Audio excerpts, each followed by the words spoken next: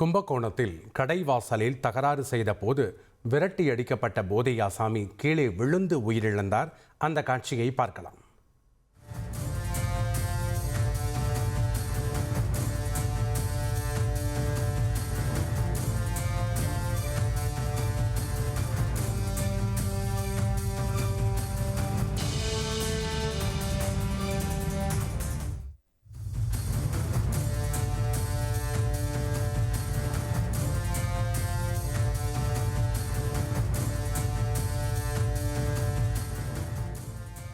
கூடுதல் விவரங்களை செய்தியாளர் சிவசுப்பிரமணியனிடம் கேட்கலாம். வணக்கம் சிவசுப்பிரமணியன், இந்த சம்பவத்தின் முழு பின்னணியும் பதிவு பண்ணுங்க.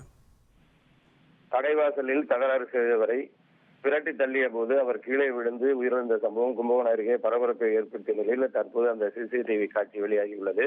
இந்த சிசிடிவி காட்சியின் அடிப்படையில் தள்ளியவரை போலீசார் கைது செய்து புதுக்கோட்டை சிறையில் அடைத்துள்ளனர்.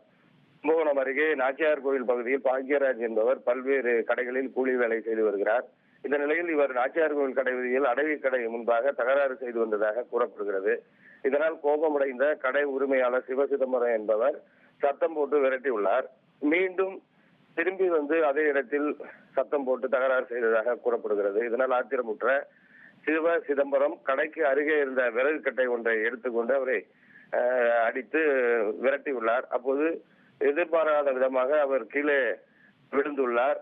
இந்த நிலையில் கீழே விழுந்த அவர் மயக்கமுற்ற நிலையில் அவரே அக்கம் பக்கத்தினர் போலீசுக்கு தகவல் தெரிவித்து அக்கம் பக்கத்தினர் 108 ஆம்புலன்ஸ் மூலம் கும்பகோணம் அரசு மருத்துவமனைக்கு கொண்டு வந்தனர். அங்கு மருத்துவர்கள் பரிசோதித்து அவர் ஏற்கனவே உயிரிழந்ததாக கூறியுள்ளனர். இது குறித்து நாச்சியார் கோயில் போலீசார் வழக்கு பதிவு செய்து விசாரணை மேற்கொண்டு வரும் நிலையில் இந்த சம்பவத்தின் போது கீழே விழும் சிசிடிவி காட்சியும் வெளியாகியது. நேற்று வெளியான நிலையில் இதன் அடிப்படையில் அவரை விரட்டி கீழே தள்ளிய சிவசிதம்பரம் என்பவரை போலீசார் இரவு கைது செய்து நேற்று இரவு நீதிமன்றத்தில் ஆஜர்படுத்தினர். அதனைத் தொடர்ந்து அவர் புதுக்கோட்டை சிறையில் அடைக்கப்பட்டார். நன்றி சிவசுப்பிரமணியன், உங்களுடைய தகவல்களுக்கு. தந்தி டிவியை உங்கள் கேபிள் டிவி ஆபரேட்டரிடம் இலவசமாக கேட்டு பெறுங்கள்.